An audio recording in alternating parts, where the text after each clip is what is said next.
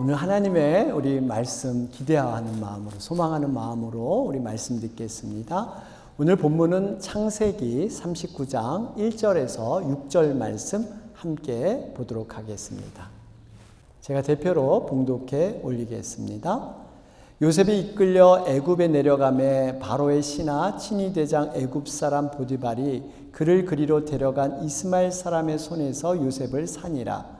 여호와께서 요셉과 함께 하심으로 그가 형통한 자가 되어 그의 주인 애굽 사람의 집에 있으니 그의 주인이 여호와께서 그와 함께 하심을 보며 또 여호와께서 그의 범사에 형통하게 하심을 보았더라.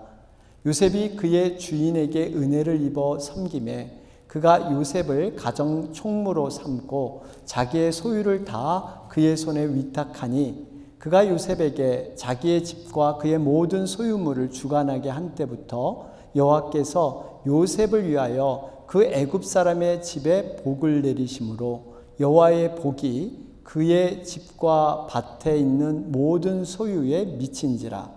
주인이 그의 소유를 다 요셉의 손에 위탁하고 자기가 먹는 음식 외에는 간섭하지 아니하였더라.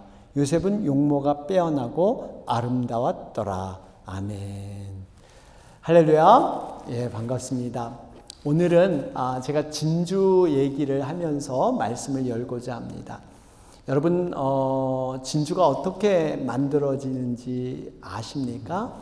여러분, 진주는 유일하게 사람의 도움 없이 스스로 찬란한 빛깔을 만들어내는 유일한 보석이라고 합니다. 여러분, 진주에 대한 별명이 있는데 이 진주에 대한 별명이 인어의 눈물, 달의 눈물, 이렇게 공통적으로 눈물이라는 그러한 단어가 들어 있습니다. 이유가 있죠. 여러분, 진주는 아픔과 고통을 통해서 탄생하는 눈물의 보석이기 때문에 눈물이라는 이러한 단어가 들어 있습니다. 여러분, 진주는 이렇게 만들어지죠. 한 마리 진주조개가 잠시 이렇게 입을 벌려서 먹이를 찾으려고 입을 벌릴 때 그때 날카로운 모래알이 조개살로 파고듭니다. 결국 입으로 들어온 그 모래는 이 부드러운 조개살을 찢게 되고 그때마다 진주가 이 조개가 아픔을 느끼니까 이물질을 감싸기 위해서 조개의 피라고 하죠. 탄화칼슘을 분비시키게 된답니다. 이런 과정이 수만 번 이물질을 감싸기 위해서 이렇게 하다 보니까 영롱한 하나의 진주가 탄생하게 된다는 거예요. 여러분, 집에 진주가 없으신 분을 위해서 제가 사진으로 진주라도 보시라고 이렇게, 요게 바로 진주입니다. 요게 진주. 진주. 우리 진수 집사님, 진수 권사님 갑자기 생각이 나는 진주 그러니까. 여러분, 어쨌든 간에, 얼마 전에 이 태국에서 그 가난한 어부가 이 자연산 진주를 주어서 큰 화제가 된 적이 있었어요.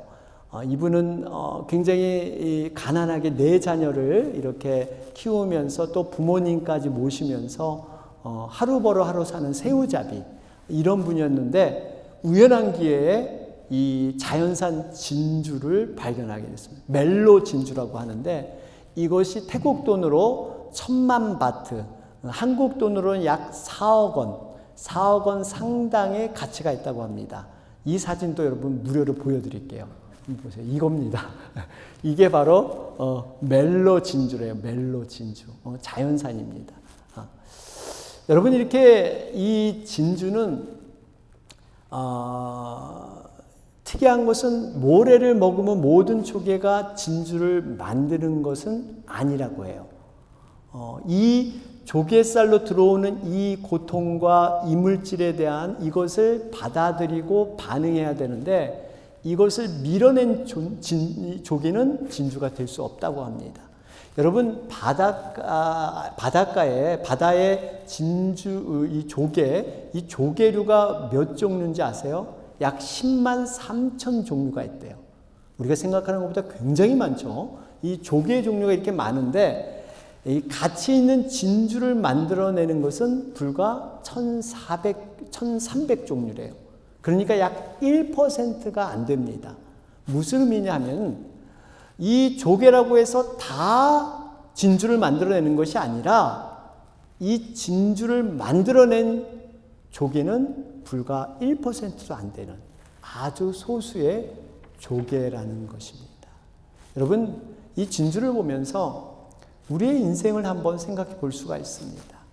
여러분, 우리가 인생을 살다 보면 이런저런 원하지 않는 인생의 모래알들이 우리의 삶 속으로 들어올 때가 있습니다. 여러분, 이 조개의 속살 드셔보셨잖아요. 얼마나 부드럽습니까? 여기에 까칠까칠한 모래들이 들어온다. 여러분, 얼마나 아프고 상처가 깊겠어요. 어떻게 보면 우리들도 인생의 이 고난과 시험, 여러분 이것은 아프고 깊은 상처가 될 수가 있습니다. 하나님을 믿는 우리들하고 해서 여러분 고난이 없을까요? 여러분 우리들도 동일한 고난을 받고 있습니다. 어쩌면 믿는 자들, 의인들은요, 성경에는 더 많은 고난이 있을 것이다. 이렇게 말씀하세요. 이게 시편 34편 19절 말씀이에요. 의인은 고난이 많으나 여호와께서 그의 모든 고난에서 건지시는도다. 의인은 고난이 많대요. 여러분들이 우리가 믿음으로 살려고 하고 믿음으로 애쓰면요, 보이지 않는 고난들이 있는 거예요. 영적인 싸움이 더 가중될 것입니다. 성경에도 보면 이 믿음의 사람들은요, 다 하나같이 고난을 통과한 사람이에요. 고난 없이 정말 이 믿음의 사람으로 기록된 사람이 하나도 없습니다.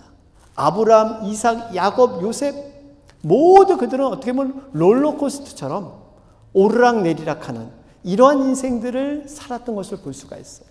여러분, 이러한 모든 사람 가운데 그래도 참 기구한 인생의 한 사람이 바로 요셉 아닙니까?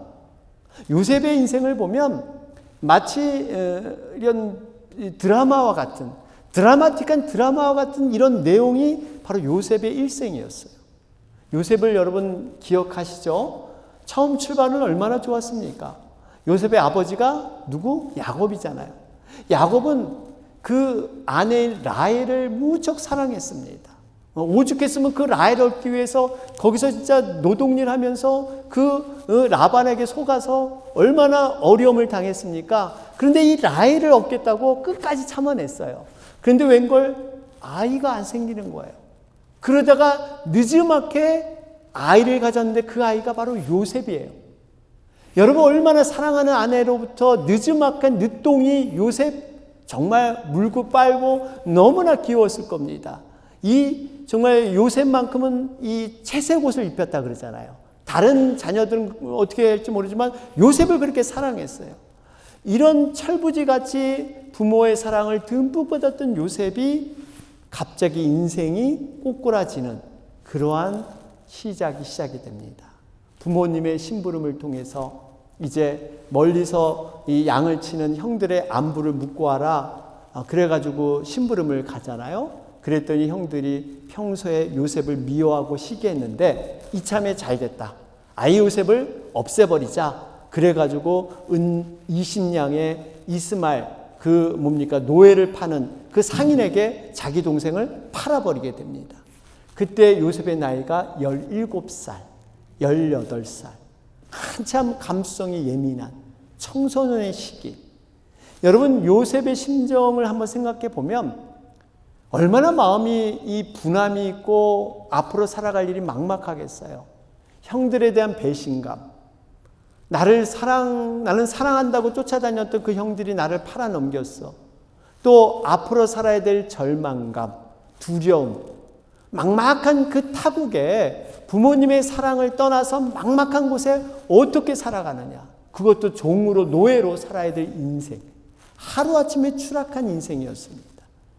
이런 억울하고 정말 엄청난 시련 앞에서 하나님께서 요셉을 사랑하긴 사랑했는데 어떻게 하셨다는 말이 없어요.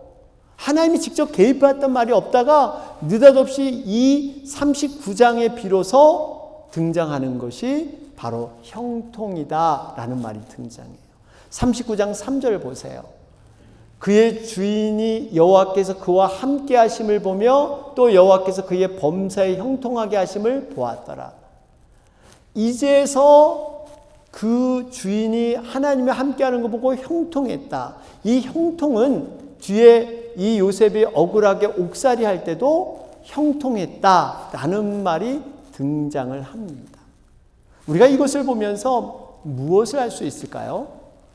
여러분, 하나님은 이때만 나타나셔서 이때만 요셉과 함께 했을까요? 그렇지 않습니다. 분명히 하나님은 요셉이 형들에 의해서 구덩이에 던져질 때도 함께 했고, 살려달라고 외쳤을 때도 함께 했고, 애굽의 종으로 팔렸을 때도 하나님은 여전히 요셉과 함께 하셨어요. 그런데 하나님이 직접 나타나지 않았을 뿐이지 그때도 분명히 함께 하신 줄로 믿습니다. 우리들도 마찬가지예요. 우리가 어떤 상황에 있든지 간에 때로는 우리가 깨닫지 못하는, 인식하지 못하는 때가 있을지라도, 어떤 형편이 그런 형편이 펼칠지라도 여러분 분명히 그때도 하나님이 함께 할 줄로 믿습니다. 그러면 또 어떤 분은 이런 의문이 들지 몰라요. 아니, 그러면 하나님께서 함께 해주셨다. 물론 요셉을 사랑하는 건 알겠는데, 그러면 좀 더 요셉이 어려움을 당하기 전에, 아주 구덩이에 던져지기 전에, 애굽의 종으로 팔려가기 전에, 또 이 가정총무로 오해받기 전에, 옥살이 가기 전에 좀 하나님이 건져주시면 좀 좋으련만, 왜 이렇게 힘들게 어려운 고난의 세월을 겪고 나서야 뭘 이렇게 해주실까라는 우리 정말 질문을 해볼 수가 있습니다. 근데 여러분, 성경은 우리가 어떤 생각을 앞서기 전에 성경은 성경이 답을 해줘요. 이게 성경의 해답이 있습니다. 이걸 성경의 자명성 그래요. 자명성. 그러니까 성경은 스스로 자신을 밝힌다 이런 뜻이에요. 그러니까 성경의 해답은 우리가 이렇게 추측해서 해서는 안 되고 성경 속에 그 답을 찾아야 되는 거예요. 그 답이 바로 두 가지의 그 성경 구절이 있는데, 첫 번째가 왜 이렇게 하나님은 침묵하셨을까? 왜 하나님은 이렇게 요셉을 어려운 가운데 놔뒀을까? 그 중에 하나의 이유가 요셉을 단련하여 정금처럼 세우기 위해서 그렇습니다. 시편 105편 17절 19절 말씀을 보세요. 여기 보니까 요셉에 관한 얘기를 하는데, 그가 한 사람을 앞서 보내셨으며 요셉이 종으로 팔렸도다. 그의 발은 착고를 차고 그의 몸은 쇠사슬에 매였으니 곧 여호와의 말씀이 응할 때까지라. 그의 말씀이 그를 단련하였도다. 바로 이 말씀. 그러니까 말씀이 응하게 함으로 그 말씀이 요셉에게 단련이 돼서 정금처럼 요셉을 믿음의 사람으로 세우기 위해서 하나님이 정말 마음이 안타깝지만 침묵하신 거예요. 구덩이에 던져줘도 가만히 있던 거예요. 형들이 배신해도 가만히 있던 거예요.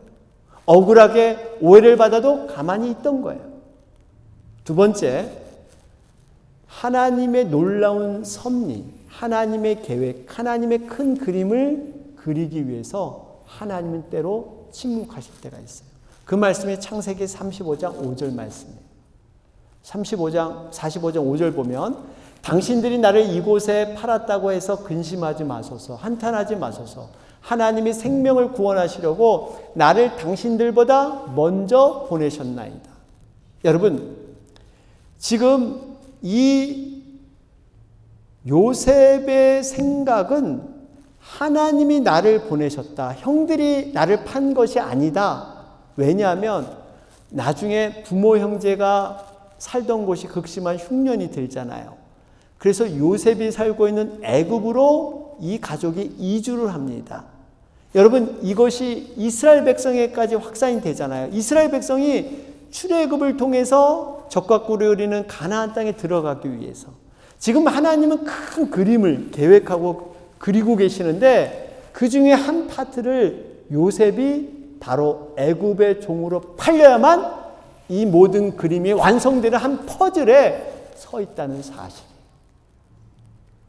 여러분, 우리가 정말 이 말씀을 많이 묵상해야 돼요. 나에게 왜? Why me? 하나님 왜 나에게 이런? 하나님은 큰 그림을 그리고 계세요. 그걸 통해서 하나님의 놀라운 합력과의 선을 이루는 그 그림. 그 그림을 그리는 과정 속에 우리가 그걸 이해해야 되는데 왜 납니까? 왜 이 어려움입니까? 왜 이런 고통입니까? 이것만 봐서는 안 된다는 거예요. 나를 또 믿음으로 단련하기 위해서 정금처럼 만들어주기 위해서 하나님 때로 침묵하실 때가 있다는 겁니다.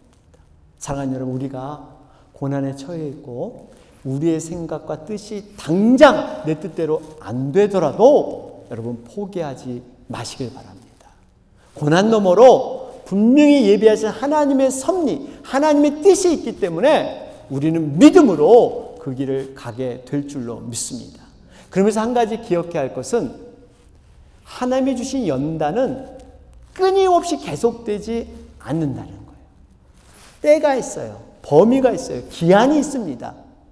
시편 105편 17절 19절 우리 다시 한번 보시면 여기 뭐라 그래요?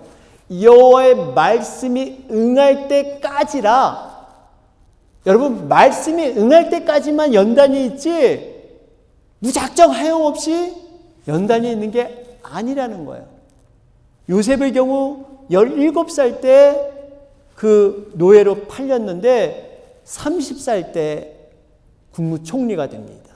13년의 연단이 있었어요. 이 연단을 통해서 하나님이 쓰시고자 하는 그 자리에 하나님이 올려놓으셨다는 것 뿐만 아니라 여러분, 연단은 이렇게 기한, 때가 있을 뿐만 아니라 하나님께서 이 연단을 통해서 놀랍게 선을 이루신다는 겁니다. 이게 하나님의 놀라운 기가 막힌 섭리예요. 여러분, 연단은 때가 딱 이 기한이 있을 뿐만 아니라 그 연단받은 모든 그러한 것들이 하나님의 선, 합력할 선을 이루십니다. 여러분, 애굽의 공직자 관리가 되려면 30살이 돼야 돼요. 그래서 예수님이 공생애를 몇 살에 시작했어요? 30살. 공적인 그러한 일들을 30살에 시작했어요. 그런데 이 타이밍을 하나님은 기가 막히게 맞추고 계세요. 요셉이 감옥에 있을 때 억울하게 감옥에 갇혔죠. 왕의 최측근입니다. 술관원과 떡관원이 왕의 일시적인 분노에 의해서 감옥에 갇히게 돼요. 두 사람이 똑같은 꿈을 꾸어서 궁금해할 때 요셉에게 꿈 해몽을 부탁하잖아요. 그때 요셉이 꿈을 풀어내는데 왕의 측근 한 사람은 다시 복직될 것이고 한 사람은 죽음을 맞이하게 될 것이다. 그렇게 예언했더니 그대로 이루어집니다. 그래서 술관원이 다시 왕의 측근으로 복직하게 돼요. 그럴 때 요셉이 부탁하잖아요. 당신이 정말 복직하게 되거든 은혜를 좀 생각했으면 좋겠다. 내가 지금 억울함 속에 이렇게 감옥에 갇혔는데 제발 왕에게 잘 얘기해서 내가 감옥에 나올 수 있도록 좀 그것 좀 해줘라. 그랬더니 술관원이 당연히 철저히 약속을 합니다. 내가 당연히 나가자마자 당신을 내가 왕에게 천거해서 나올 수 있도록 하겠다. 그런데 웬걸 그가 세상에 나가보니까 이 사실을 잊어버리고 삽니다. 잊어버리고 살아요. 그게 무려 2년이 됐어요. 2년. 그런데 2년 뒤에 어떤 일이 일어나면 왕이 어떤 꿈을 꾸게 되는데 이 꿈을 유명한 사람들 다 불러다가 해석해 보라니까 못하는 거예요. 그럴 때 딱 이 술관원이 생각이 나는 거예요. 맞다.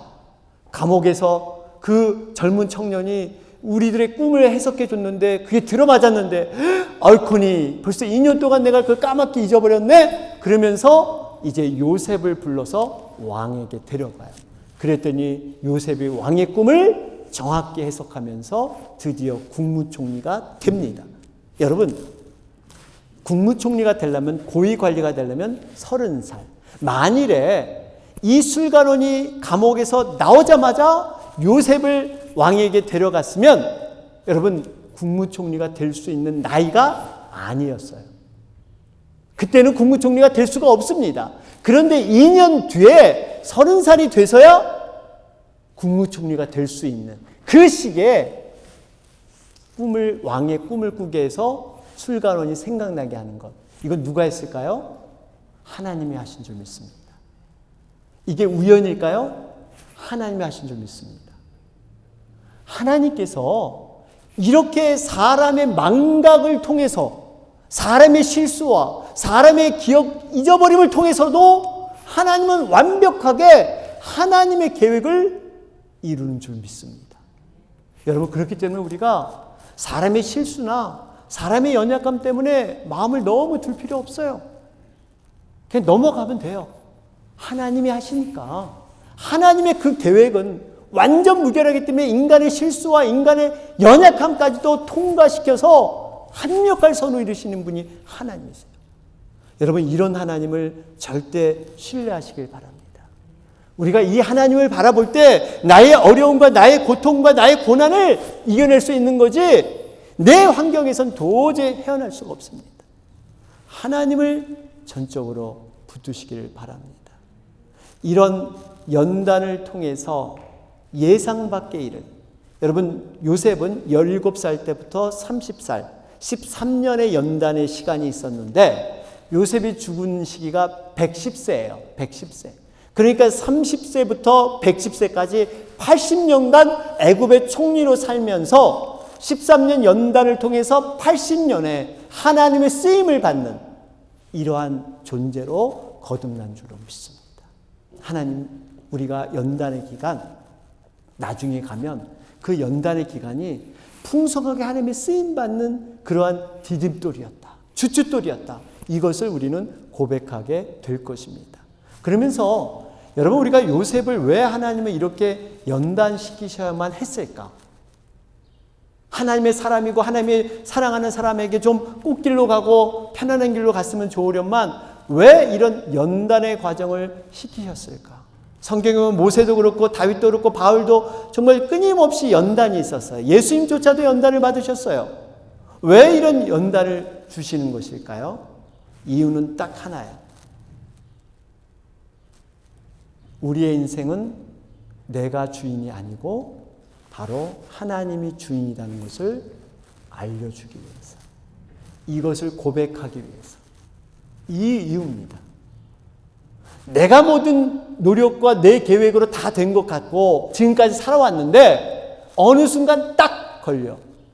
예를 들면 그렇게 건강을 자부하는 사람, 태어날 때도 건강하게 태어났지, 음식도 건강한 음식 먹지, 때맞춰 운동하지, 모든 게 건강에 자신 있던 분이 갑자기 딱 어느 날 건강이 해쳐지는 거예요. 여러분, 주인이라 그러면 주인은 뭐예요? 주인은 자신을 통제할 수 있고 자신을 제어하고 자신을 멋대로 할 수 있는 게 주인이에요. 여러분, 우리가 우리의 인생, 우리의 몸조차도 내가 제어하고 통제하지 못합니다. 이 모습을 볼 때, 내 인생은 내 뜻대로 안 되는구나. 그러면서 두 손 들고 하나님이 내 인생을 지켜주시고 인도해 주셔야 합니다. 하나님이 건강 돌봐주셔야 합니다. 내가 노력하지만 나는 여기까지고 그 다음부터는 하나님이 해주셔야 돼요. 이걸 원하시는 거예요. 이걸 원하시는 거예요. 그러면 하나님이, 그래, 때가 됐다.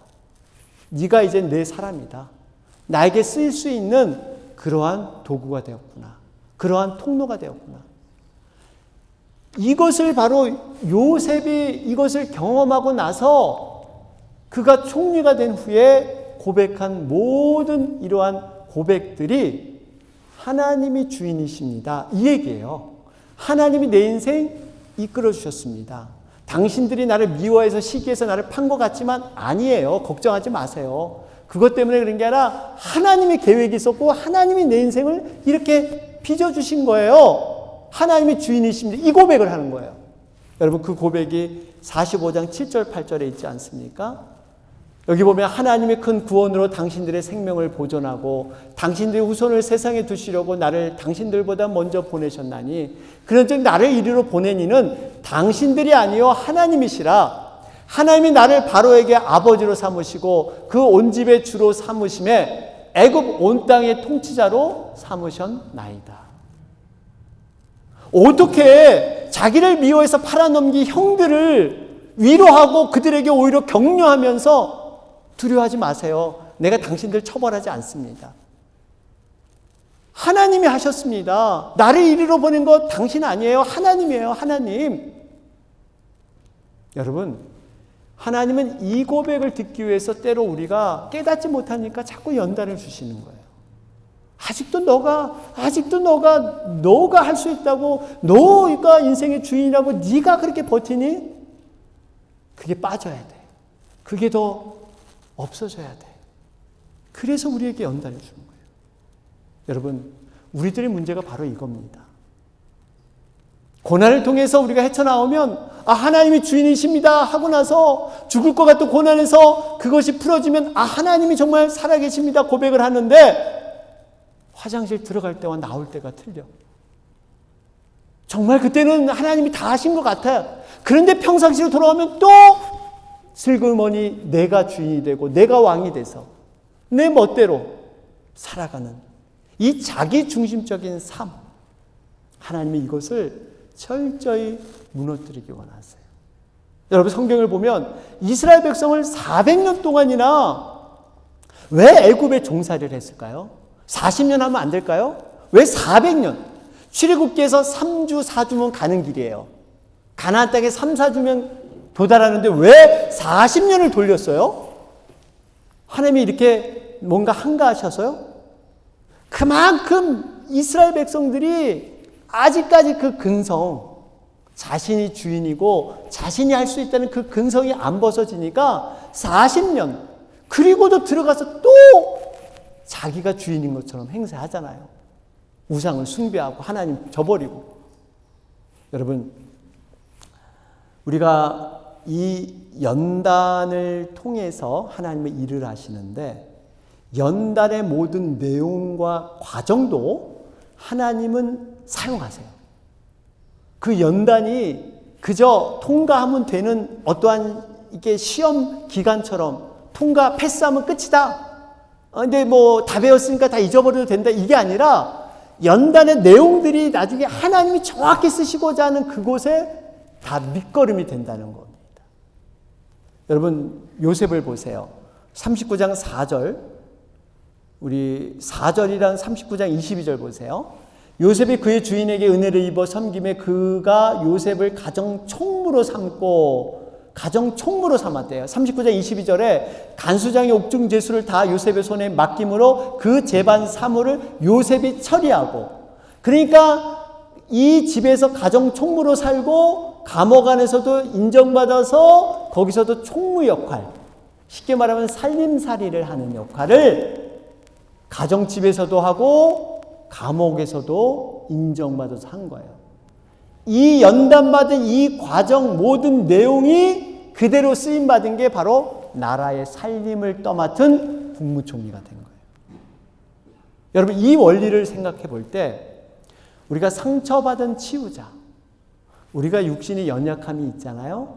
그러면 하나님께서 그 육신의 연약함을 통해서 다른 사람의 그 연약함을 이해하고 그들을 치료하는 그런 치유자로 우리를 세우시는 계획이 있는 줄 믿습니다. 과거에 내가 아파보지 않으면 그 고통과 고난을 몰랐어요. 그런데 내가 겪어보니까 실감이 되는 거야. 이해가 되는 거야. 그리고 그분들을 위로해 주세요. 나 봐라. 내가 과거에 이랬는데 요즘 내가 정말 믿음으로 이렇게 살고 있으니까 너무 마음이 평안해. 하나님이 이렇게 하실 거야. 당신에게도 동일한 하나님이 역사하길 바라요. 여러분, 이겁니다. 사랑하는 여러분, 우리가 형통이란 개념을 잘 정리하시고 요셉을 통해서 형통이란 개념, 여러분 형통은 뭐예요? 세상적으로 잘 나가고 남들과 비교해서 내 일이 정말 잘 되고 성공하고 뭔가 아무 일 어려움이 없는 것이 형통이 아니라 어떤 게 형통? 하나님이 함께 하시는 것이 형통이에요. 우리 형통의 생각을 완전히 바꿔야 돼요. 세상의 개념에서 완전히 벗어나야 돼요. 요셉이 세상적으로 보면 세상 사람들이 어떻게 했을까요? 야, 참 안 됐다. 어떻게 형들에게 배신을 당해? 그렇게 정말 귀히 여기는 이 요셉 노예로 팔려서 안 됐네. 참 열심히 살려고 했는데 안 됐네. 안 됐어. 여러분, 이 정도의 위로밖에 없을 거예요. 그런데 성경에는 오히려 그때 요셉이 형에게 팔려가고 오히려 집에서 억울하게 오해받아서 감옥에 gat혔을 때 하나님은 형통했다. 왜? 하나님이 함께 하심으로. 여기 보세요. 말씀 39장 3절, 39장 23절에 보세요. 여기 여호와께서 그와 함께 하심으로, 여호와께서 요셉과 함께 하심으로 형통했다. 형통했다. 여러분, 이것을 분명히 알아야 돼요. 여러분, 상황이 좋고 나쁘가 중요한 게 아닙니다. 하나님, 복의 근원인 하나님이 함께 하시면 뭐했다? 형통했다. 내 마음속에, 심령 속에 하나님이 계시느냐 안 계시느냐, 이게 관건이에요. 왜? 그분은 복의 근원, 복의 기준이기 때문에. 사람들은 세상 그저 부스러기 복 갖고 있냐 없냐 이것을 갖고 이렇게 얘기하는데 우리는 복의 근원을 통째로 모시고 사는 거예요. 이게 어느 게 좋아요? 복의 근원. 복의 근원을 모셔야 됩니다. 결론적으로 여러분, 고린도전서 10장 13절을 말씀하시죠. 너희가 감당하지 못할 시험당함을 허락지 아니하십니다. 또 피할 길도 내어주세요. 그리고 능히 감당하게 하십니다. 이 말씀을 믿으시기 바랍니다. 여러분, 시험과 고난이 있을 때마다 이 연단을 통해서 하나님이 연단 너머로 계획하신 놀라운 섭리가 있다. 반드시 연단을 통해서 좋은 것 주시는 하나님의 깊은 뜻이 있다. 라는 걸 붙들고 묵묵히 걸어가시면 반드시 하나님께서 승리케 하실 줄로 믿습니다.